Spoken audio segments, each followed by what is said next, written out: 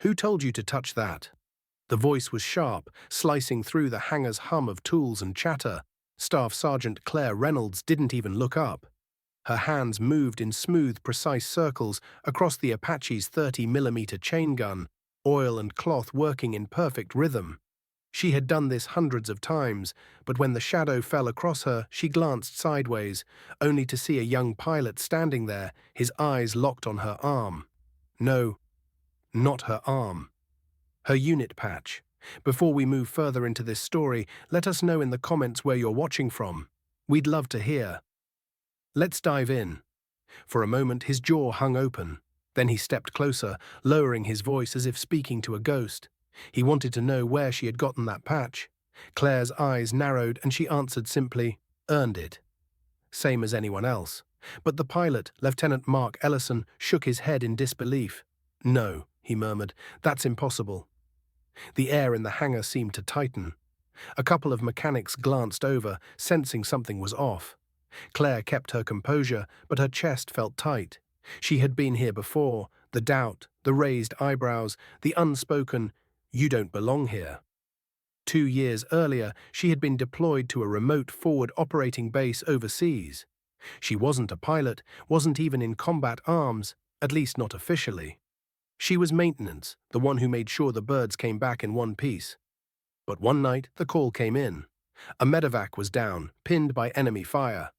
Every available asset had to be scrambled. Their Apache had a jammed gun, and the only person who knew how to clear it fast enough was Claire. So she went. No backup, no approval, just a toolkit and her own heartbeat pounding in her ears. Under the blaze of tracer fire, she climbed onto that gun, ripped out the jammed link, and got it firing again. The Apache shredded the ambush. Lives were saved. When the dust settled, Command had a decision: punish her for leaving the base without orders, or quietly acknowledge she had done what few could.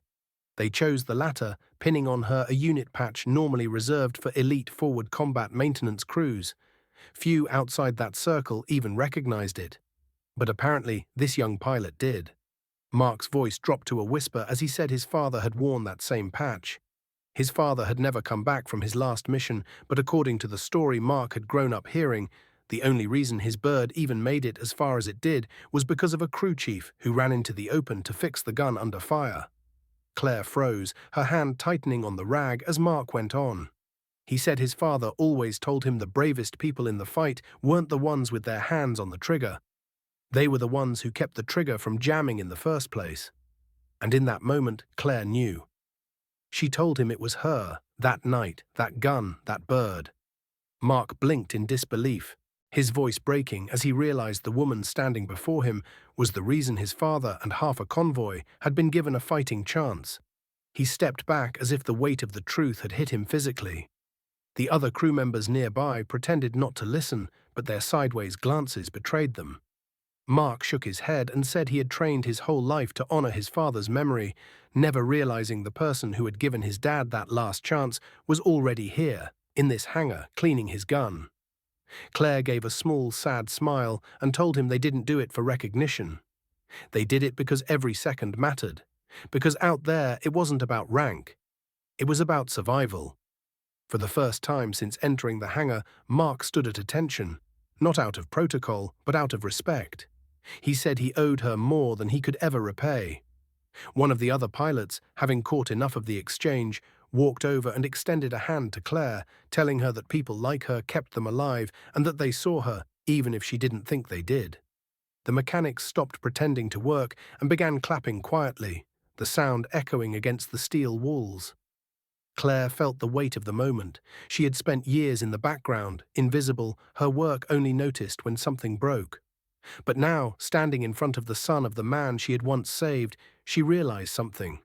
Sometimes the people you help never know your name, and sometimes fate brings them right back to you.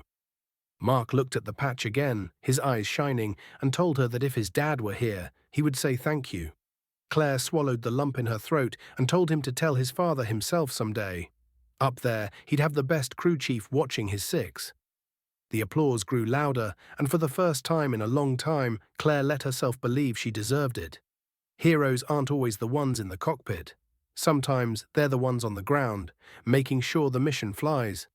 If this story touched you, don't forget to like the video, subscribe to the channel, and let us know how you feel in the comments.